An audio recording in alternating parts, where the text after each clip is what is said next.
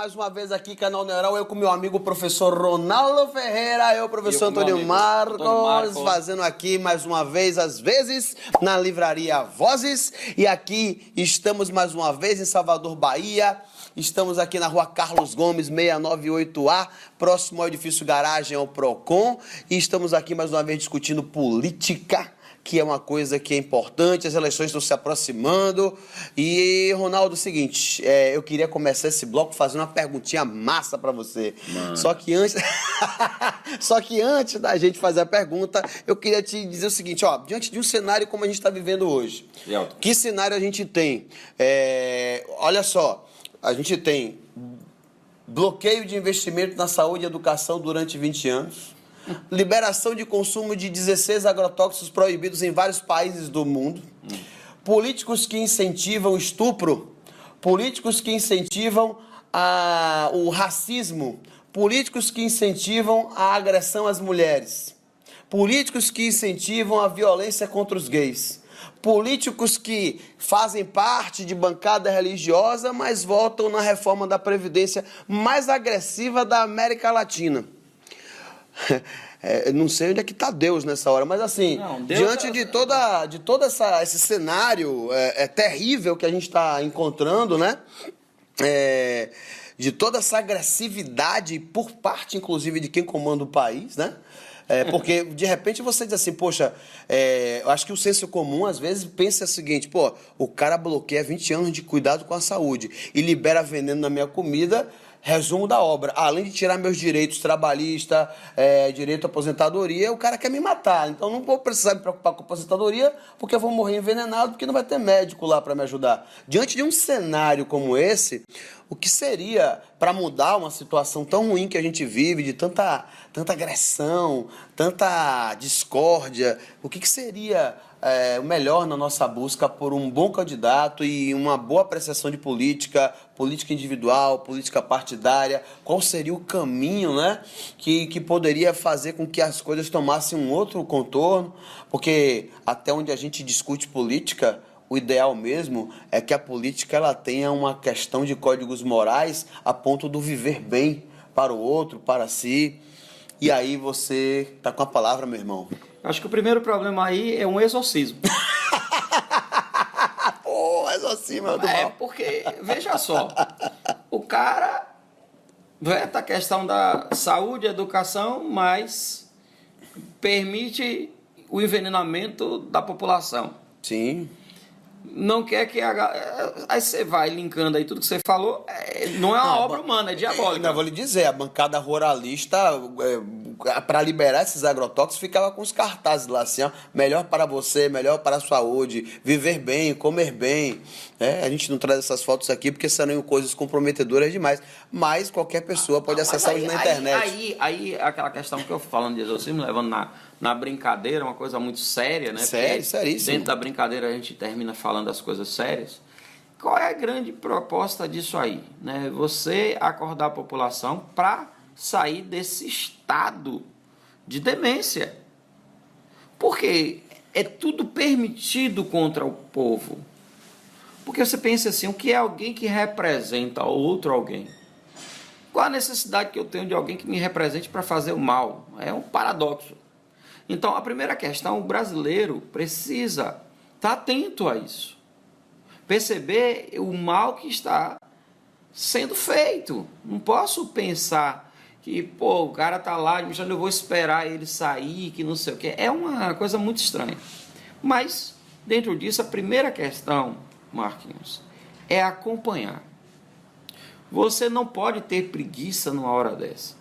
Você tem que acompanhar, ver se esse cara tem alguma proposta.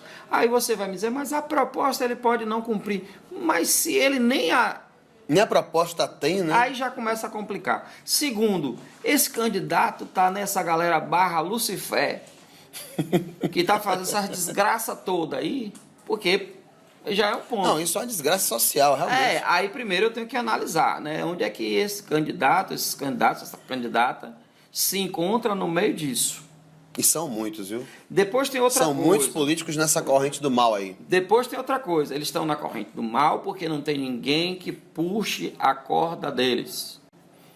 Barra população. População. E aí eu vou entrar no Gessé Souza, em tantos outros, para tentar entender esse fenômeno, o jeitinho brasileiro, um monte de coisa, do patrimonialismo, etc. Mas parece, Marquinhos, que boa parte da população vê e gosta.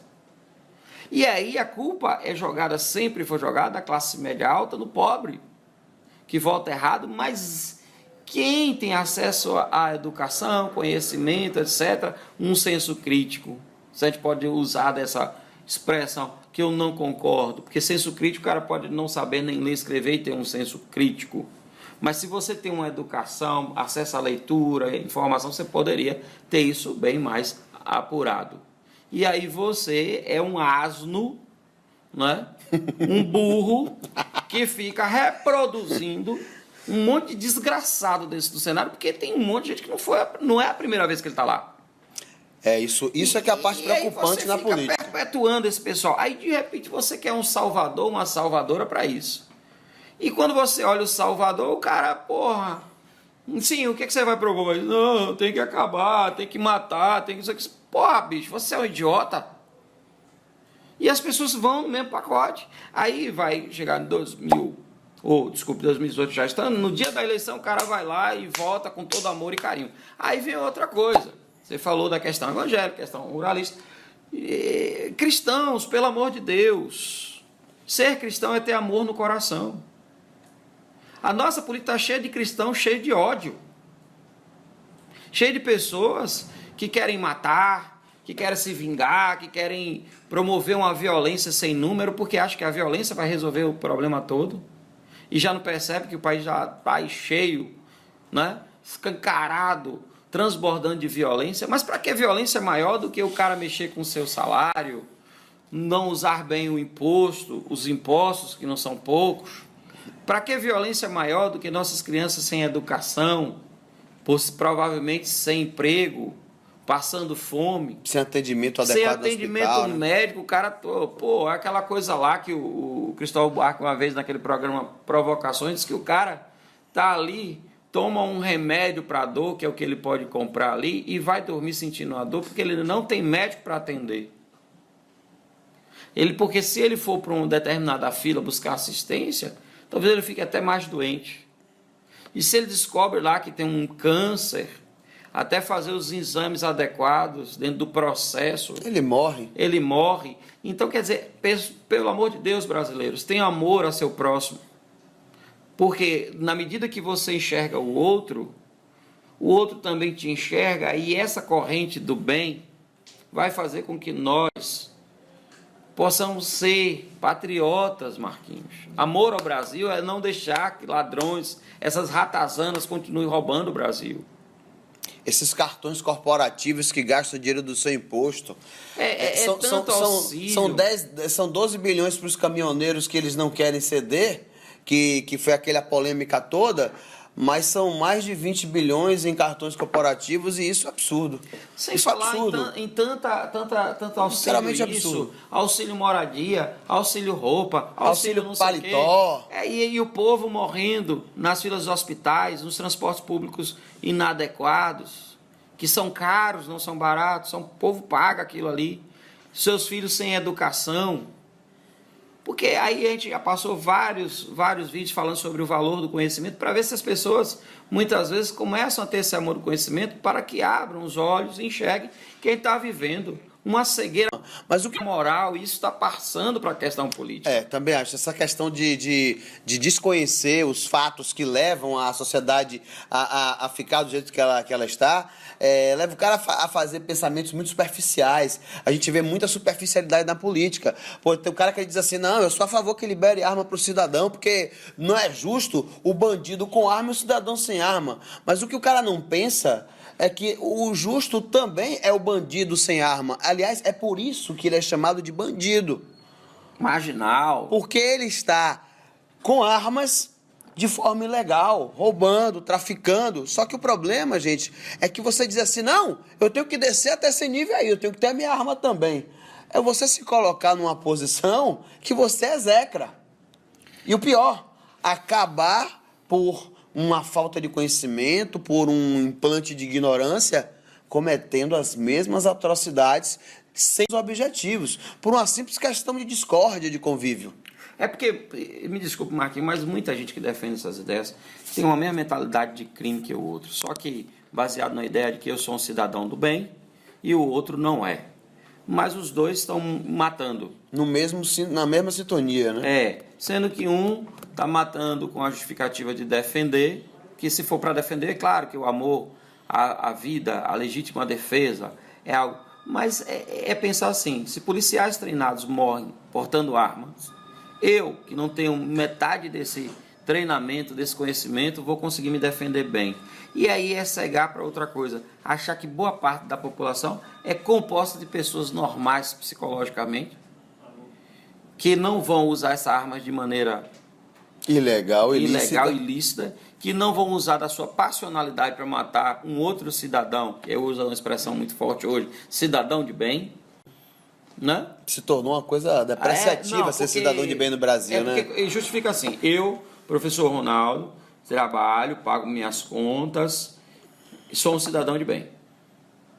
Eu, professor Ronaldo, que respeito meus amigos, meus vizinhos, meus colegas, meus inimigos, inclusive, sou cidadão de bem. Não, essa parte eu não cheguei.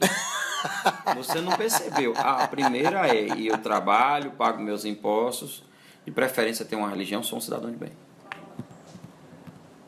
Então eu que não tenho religião, tô...